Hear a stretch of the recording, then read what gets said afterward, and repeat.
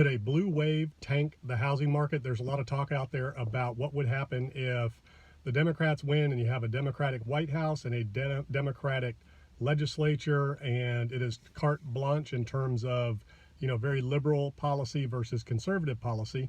So what happens to the housing market if you get a blue wave and you have all of the incentives and movements towards homeownership, number one, and you lose all of the incentives in terms of tax incentives for real estate ownership, number two?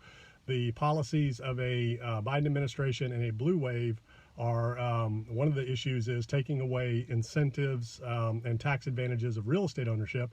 The other is a push towards home ownership. So one of the things that's going on right now that could really affect the housing market is loan to value assumptions made by Freddie and Fannie. They are now taking automated loan to value assumptions in lieu of appraisals. They're waiving appraisals for refinances and in some cases some purchases.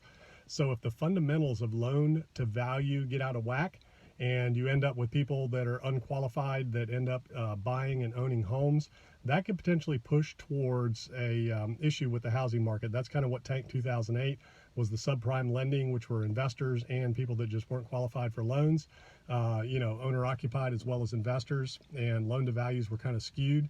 So that's one danger sign. The other is yields. So treasury yields. So mortgage rates are based on treasury yields. And if we get a blue wave, there's going to be a lot of taxing and a lot more spending. So the government's going to have to issue more debt to cover that, which is selling treasuries. The mortgage rates are based on treasuries because of yield. It's investors looking for yield, and they're comparing their investments of mortgages to treasuries. So when treasuries go up, mortgage rates go up. So when the government issues more debt, treasury rates, return rates go up, which drives mortgage rates higher and bond rates higher. So that affects the housing market as well. Housing values are strictly based on interest rates. The higher the interest rate, the lower the value of the property. The lower the interest rate, the higher the value and the more demand. That's kind of why we have such a huge demand in housing right now.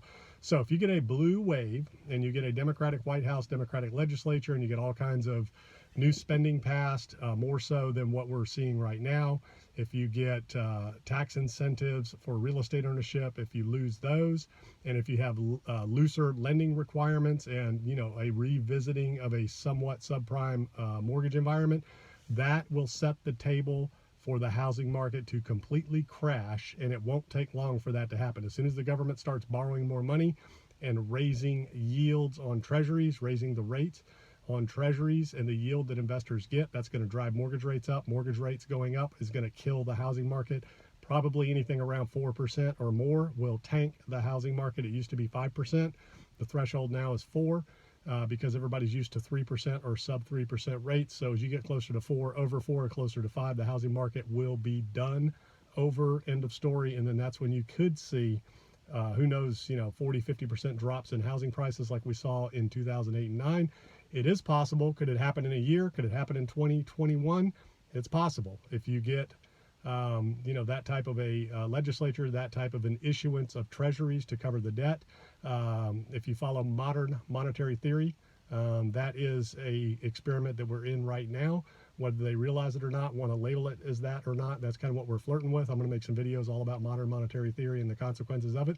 So one of the issues is the housing market. Modern monetary theory, unending government spending and issuance of treasuries to cover it will drive rates higher, which will affect the housing market as well as other areas of the economy.